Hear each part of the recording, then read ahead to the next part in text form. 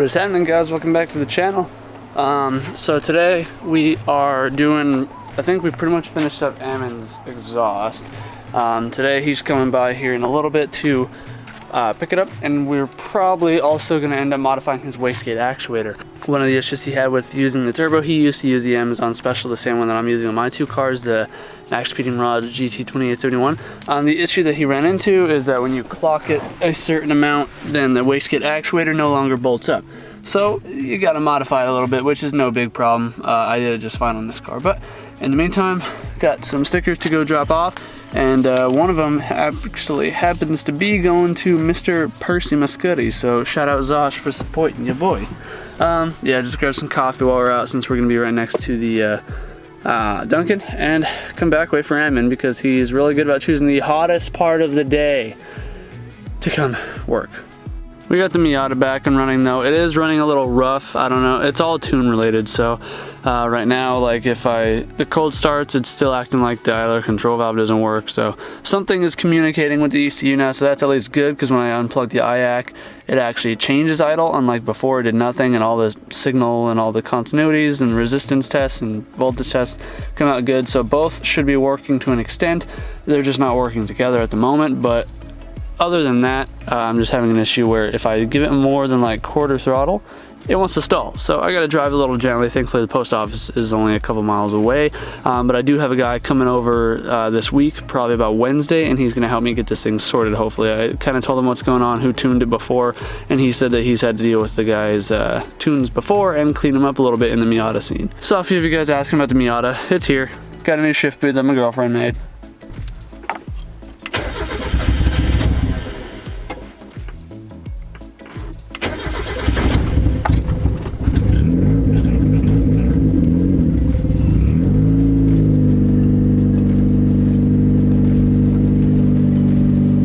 Cold starts are a bit rough.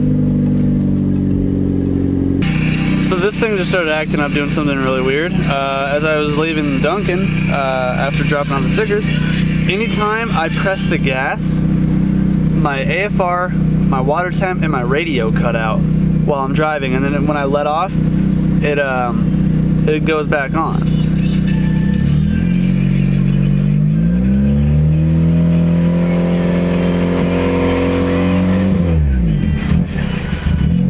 Of course, it's not going to do it in neutral now. What the hell?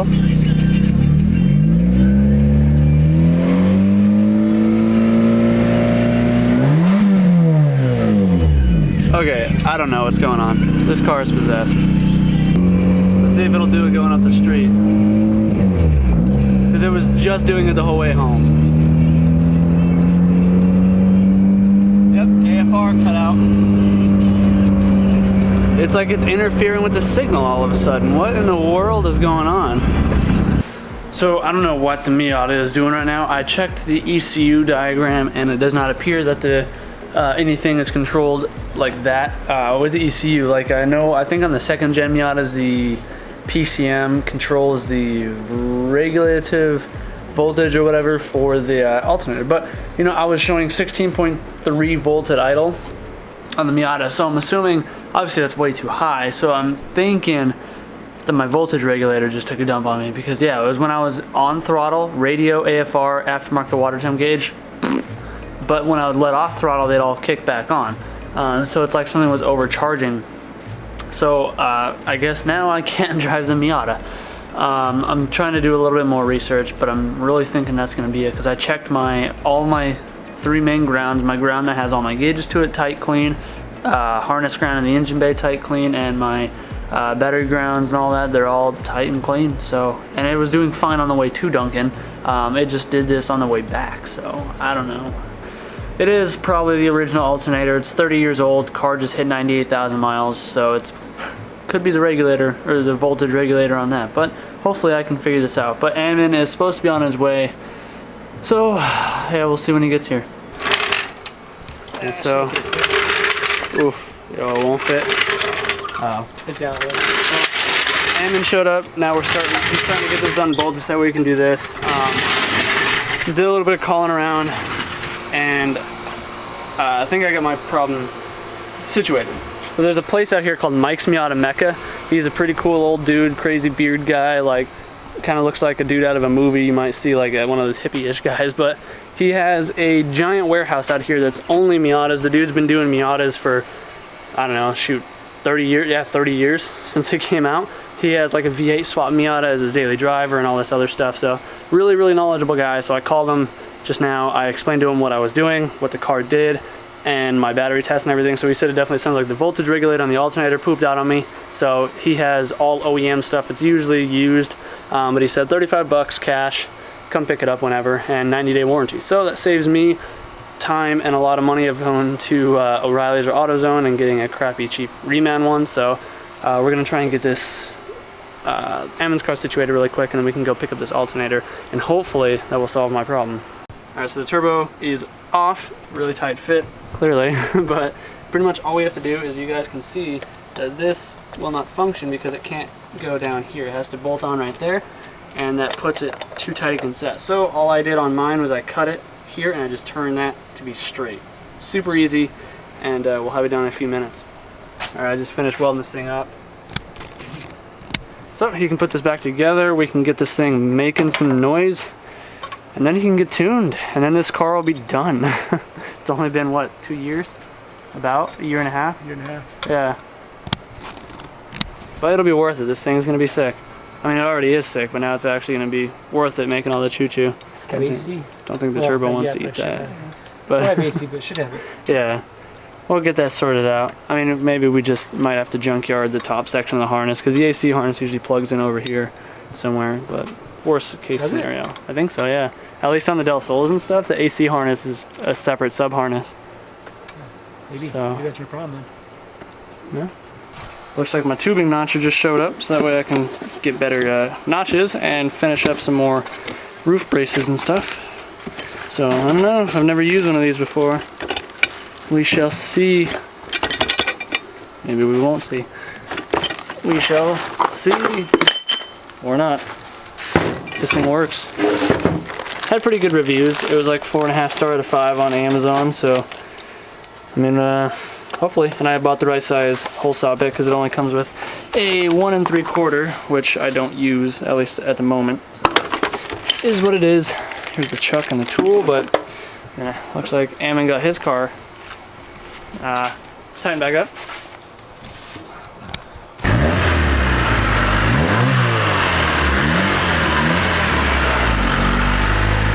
Hey, you like it? How's it sound? I love it, bro. Yeah. It's nice and quiet. No choo-choos though, right? Not yet. It usually won't do it at idle. I mean, the Miata, if I like hammer it, it'll barely do it. And that's with a really light blow-off valve. That's so good.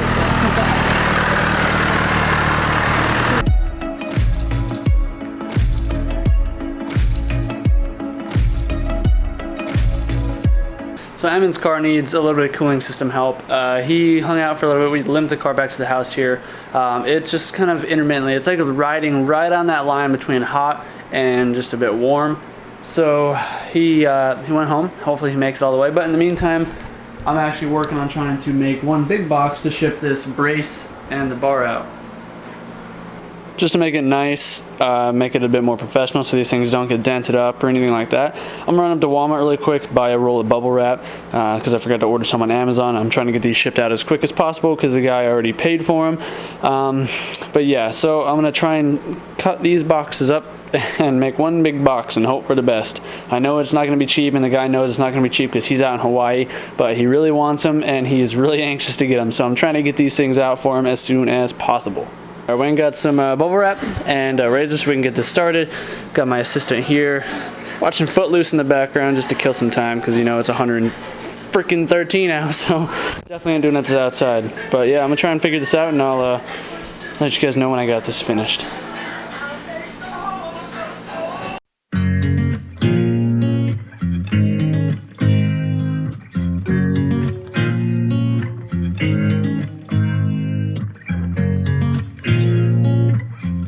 You know this probably isn't the most practical box because look at this stupid thing sitting on top there. There's nothing I can do about it though because I'm working with obviously what I have, and this freaking post on this side because the one end is longer than the other because the front's different dimensions than the rear or whatever, and it sticks up just a little. It probably sticks up to about there, but yeah. So I had to like, I don't know, cup it like that.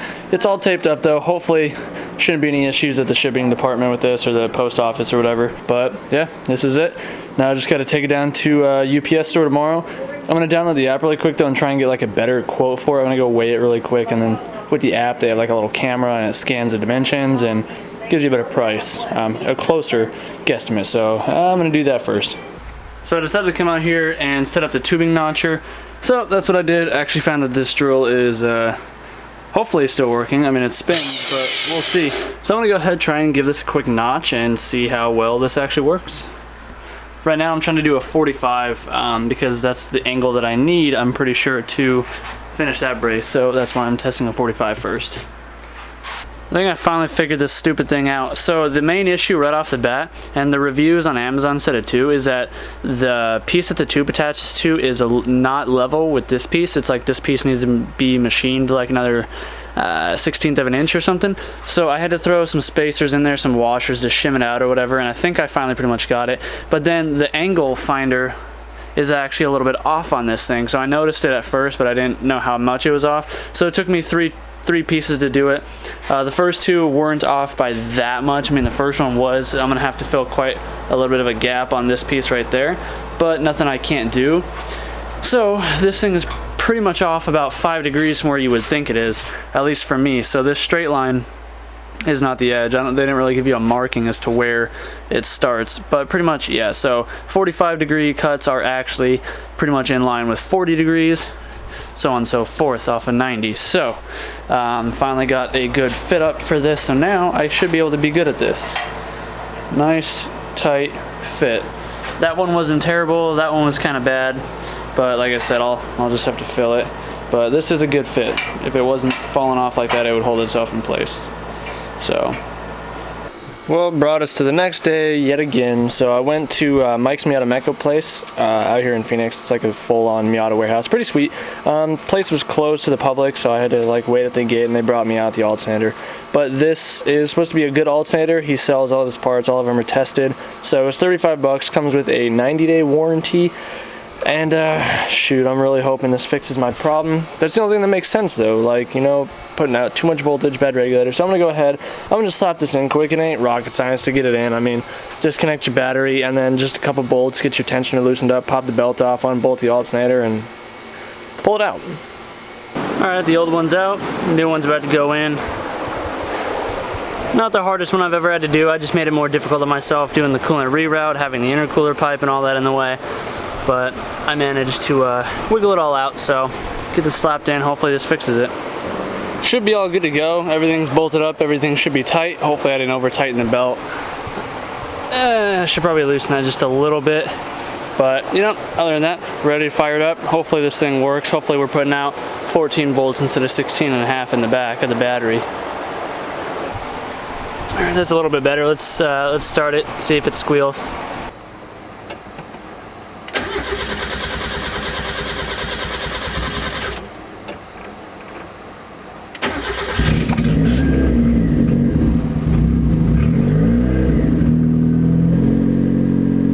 Wait it out. Alright, it's idling on its own. Let's grab the voltmeter and test this.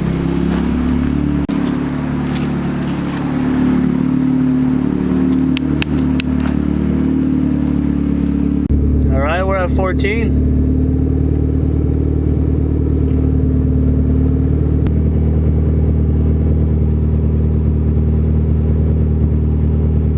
That is a huge sigh of relief. I'm very thankful that that was all that was. $35, used the alternator, and hopefully this one lasts a good while. So now, tomorrow I can have this guy come out that was supposed to be originally coming out to fix my tune on this thing, which would be great because I'm so sick of this thing running the way it's running and just doing what it's doing. It's just, I can't figure it out. I'm not a tuner.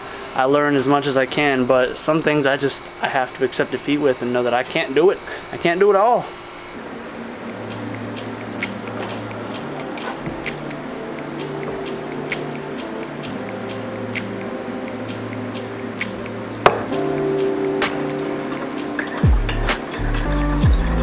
So we're into another day. Couple things to do today. Hopefully have this guy coming by to fix the tune on the Miata, fix like the small drivability things, and then going to pick up the paint for the Del Sol because I'm hoping to paint that this weekend. I went out last night, did some more sanding. I'll show you guys that here in a bit. But sanded the whole car up to 800. I'm only going up to 1,000, then I'm gonna wet sand it with wet sand 1,000 because that's like 1,500 or so. And then, yeah, I'll just shoot it this weekend, hopefully. So yeah, I'm gonna drink this coffee real quick, and then we're gonna go get the paint, and I will show you guys once we got it. All right, let me show you guys this paint. So this is pretty much everything that I'm gonna need to be able to paint the car. The clear coat I already have, it's in the shed. So half a gallon. This is my SEM trim black. This I already had. This is just a can that I put in here so I didn't lose it. This is some better adhesion promoter for the front bumper and stuff, you know, some strainers, mixing sticks, and then the reducer, so that way I can thin the paint out. And it's a pretty simple, I think the guy said it's just a 1-to-1 ratio, and this is a pretty sweet color. So let me open this for you guys real quick and I'll show you what we're working with here.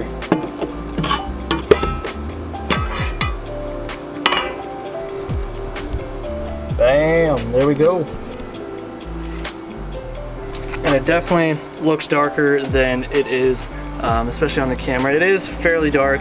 It's definitely not a Captiva blue, so don't be worried. It is a little bit darker than I wanted, but you know, it's still gonna be sick. Has lots of pearl in there. And if you guys haven't guessed the color already, this is paint code B, I don't know, 153, 315, M, whatever. So basically it is not Captiva blue, I just said it's not Captiva blue. So basically it is Suzuka Blue Metallic. So if you guys don't know what car that comes off of, as I hopefully don't spill this, that comes off of the Honda S2000. So it is a really nice color. DJ's been wanting to do a CRX that color for a long time, and I kind of just got, I don't know, I was originally gonna like kind of be a douche and get it done before he did, but then we agreed to go half and half on a gallon. And then his motor just took a dump on him. So now he's focusing on getting a swap. And so his paint's on hold, so I still wanted to go through it because I still really think that color is really neat. So I went ahead and pulled the trigger on it. And this thing's almost ready for paint. It's all done with 800 at the moment, except for the front bumper. I'm going to take that off and really work on that. Obviously this is where all my paint was chipped. I got it really smoothed out now, and I'm still working on it more, but you know, just being all the fine crevices on that. But other than that, the rest of the body is done with 800. So it's not going to be long. I'm going to hopefully try and get this thing painted this weekend. I am going to take the garnish panel off, the front and rear bumper off, and the side skirts and mirrors off, and I'll paint those separately because the side skirts and the front lip are going that flat black, the OEM style, and then just easier to paint the other pieces off, and so I can get the whole door painted. But yeah, that's gonna be that.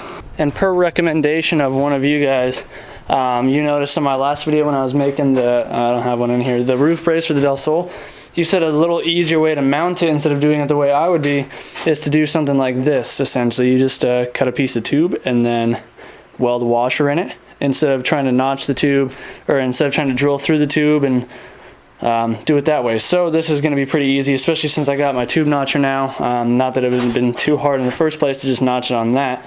But yeah, so essentially these are your mounting points. You just, you know, put the pieces there, got your four corners, and you just measure where you need to fit it to notch the tube, and just send the tube across, throw everything around because you're a child, and then bolt it all up, and should be good like that. But I just want to say thank you. That was a really cool thing. I really honestly did not think of that. That's very nifty. That'll save me time.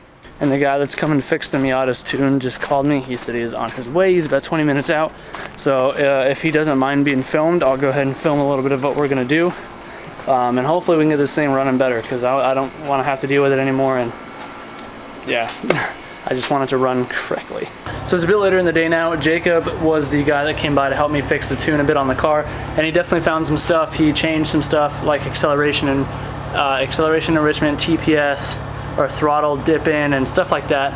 I don't know all the exact terms, but he did kind of explain to me a bit what he was doing and showed me around the tuning software a little bit. But he did say that it should be good now. I do have to go and auto tune later because the fuel map got kind of messed up just from everything that I've been doing from the dyno and stuff like that. So I'm gonna work on this roof brace quick for a guy that has prepaid for this one, and I'm gonna do this for a little bit until it gets dark out, because I really want my IATs as low as I can get them, you know, just better for just in general driving. You don't want hot air going into your engine as much as you can. So yeah, I'm gonna work on this for a little bit, and then we're gonna go take the Miata out and just let the VE analyze as it is do its thing. I'm pretty darn hyped on this tube notcher. Like, look at that perfect little notch. So this is the rear brace, or rear bar. I already finished the front bar. I'm about to tack them both in. But yeah, this is actually making this a lot easier. It's just nice, even, quick, clean cut. Just deburr it real quick and we're good to go. So there's the front bar. And we're ready. We got our battery disconnected, so let's tack this up, do the center bars. Ow.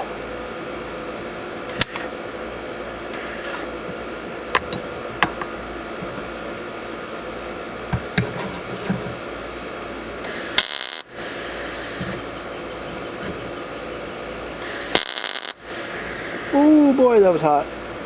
Okay, I got them tacked in, front and rear.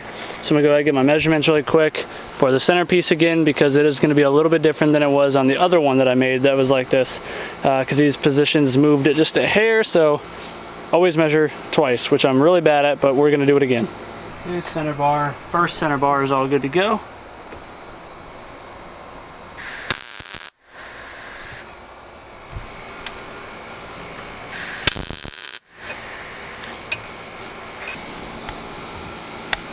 All right, the center bars are all put in. I think they're pretty evenly spaced all the way around, across. I'm sorry.